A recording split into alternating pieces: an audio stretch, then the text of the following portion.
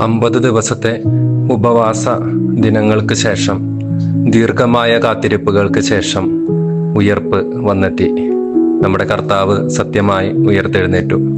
ഏവർക്കും ഉയർപ്പ് തിരുനാളിന്റെ മംഗളങ്ങൾ ഏറ്റവും ഹൃദ്യമായി ആശംസിക്കുന്നു. ഒരുപാട് സന്തോഷമുള്ള ഒരു ദിനമാണ് ഇന്ന്.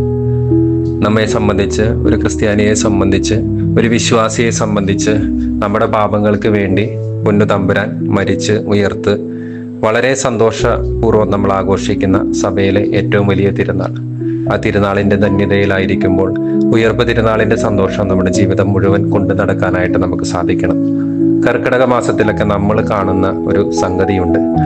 ചില ആളുകൾ, ആരോഗ്യ പ്രശ്നങ്ങളുള്ളവർ, ചിലപ്പോൾ കൂടുതൽ മെച്ചപ്പെട്ട ആരോഗ്യം ലഭിക്കുന്നതിനായി 1 മാസത്തെയോ 10 ദിവസത്തെയോ 15 ദിവസത്തെയോ ചികിത്സകൾക്കായിട്ട്, പാരമ്പര്യ ചികിത്സകൾക്ക് നാട്ടുവൈദ്യങ്ങളുടെ പുറകെ ഒക്കെ പോകുന്നു. അവർ ആ ദീർഘമായ ചികിത്സയ്ക്ക് ശേഷം മടങ്ങി വരുമ്പോൾ പുതിയ ഊർജവുമായിട്ട് വരുന്നതാണ്. ആ 15, 20, 30 ദിവസത്തേക്ക് മാത്രമുള്ള ചികിത്സയല്ല. ആ ഒരു വർഷക്കാലം, പിന്നീട് വരുന്ന 1 വർഷക്കാലത്തേക്ക് കുറെ കൂടി മികച്ച രീതിയിൽ ആരോഗ്യം കാത്ത് സംരക്ഷിക്കുന്നതിനുള്ള ചെറിയ ഒരുക്കം മാത്രമാണ് ആ ചികിത്സാ ദിനങ്ങൾ. നമ്മെ സംബന്ധിച്ചും ഈ 50 നോമ്പ് ഈ അർത്ഥത്തിലാണ് നമ്മൾ കാണേണ്ടത്. ഈശോയുടെ 40 ദിവസത്തെ മരുഭൂമിയിലെ ഉപവാസത്തെ അനുസ്മരിച്ചുകൊണ്ടാണ് നമ്മളും 50 ദിവസത്തെ നോമ്പെടുത്ത് മുന്നോട്ട് പോയത്. എന്താണ് ഇത് നമ്മളെ പഠിപ്പിക്കുന്നത്?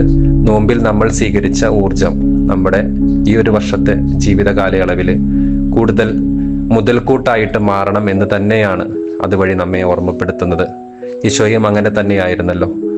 പരസ്യജീവിതത്തിന്റെ ആരംഭത്തിൽ, പരസ്യജീവിതത്തിന് ഒരുക്കമായിട്ടാണ് ആ ഉപവാസ ദിനങ്ങളിലൂടെ ഈശോ കടന്നുപോയത്. ആ പരസ്യജീവിതം ഭംഗിയായി പൂർത്തീകരിക്കാൻ ആ ഉപവാസ ദിനങ്ങളിൽ നിന്ന് സ്വീകരിച്ച ഊർജം ഈശോയെ സഹായിച്ചു എന്നും നമുക്കറിയാം. അപ്പോൾ നമുക്ക് കിട്ടിയ ഈ ഊർജം, 50 ദിവസത്തെ ത്യാഗത്തിന്റെ, പ്രാർത്ഥനയുടെ, വിശ്വാസത്തിന്റെ, നമ്മൾ ഏറ്റെടുത്ത സഹനങ്ങളുടെ ഊർജം ഈ 1 വർഷക്കാലം നമ്മെ ജീവിതത്തിൽ കൂടുതൽ മികച്ച രീതിയിൽ മുന്നോട്ട് പോകാൻ നമ്മെ സഹായിക്കട്ടെ എന്നാണ് ഏറ്റവും ആദ്യം നിങ്ങളോട് ആശംസിക്കുന്നത്. ഈ ദിനത്തിന്റെ സന്ദേശമായി എനിക്ക് നിങ്ങളോട് പറയാനുള്ളത്, ഉയർപ്പ് തിരുനാൾ നമ്മുടെ ജീവിതത്തിൽ എങ്ങനെ പ്രാവർത്തികമാക്കാമെന്നാണ്. ഈശോ മരിച്ചു, 3-ാം ദിനം ഉയർത്തെഴുന്നേറ്റു. ഈശോയെ സംബന്ധിച്ച് അതൊരു ശാരീരികമായ ഉയർപ്പായിരുന്നു. വിശ്വാസത്തിന്റെ കണ്ണിലൂടെ നോക്കുമ്പോൾ നമുക്ക് ഒരുപാട് അർത്ഥതലങ്ങൾ അതിനെ നോക്കി കാണാം. നമ്മെ സംബന്ധിച്ച് നമ്മളും മരിച്ച് ഉയർക്കണം. എന്തൊക്കെ കാര്യങ്ങളിലാണ്, ഏതൊക്കെ തലങ്ങളിലാണ് നമ്മൾ ഉയർക്കേണ്ടതെന്ന് നമ്മൾ തിരിച്ചറിഞ്ഞാൽ ഉയർപ്പ് തിരുനാൾ, ഈ നോമ്പ് കാലം നമ്മുടെ ജീവിതത്തിൽ വളരെ അർത്ഥവത്തായി പൂർത്തീകരിക്കപ്പെടും. പലരെ സംബന്ധിച്ചും പല തലങ്ങളിലും പല കാര്യങ്ങളിലും ഉയർത്തെഴുന്നേൽക്കേണ്ട കാര്യമുണ്ടാവും. ചിലരെ സംബന്ധിച്ച് ഈ 50 ദിവസത്തെ ഉപവാസത്തിലൊക്കെ കുറെ കൂടി വിശ്വാസ തീഷ്ണതയിൽ കടന്നു വന്നിട്ടുണ്ടാകും. പള്ളിയിൽ മുടങ്ങാതെ വന്നിട്ടുണ്ടാവും, നല്ലൊരു കുമ്പസാരം നടത്തിയിട്ടുണ്ടാകും, ഒരുപാട് പ്രാർത്ഥനകളിലൂടെ, ത്യാഗങ്ങളിലൂടെ കടന്നു പോയിട്ടുണ്ടാവും.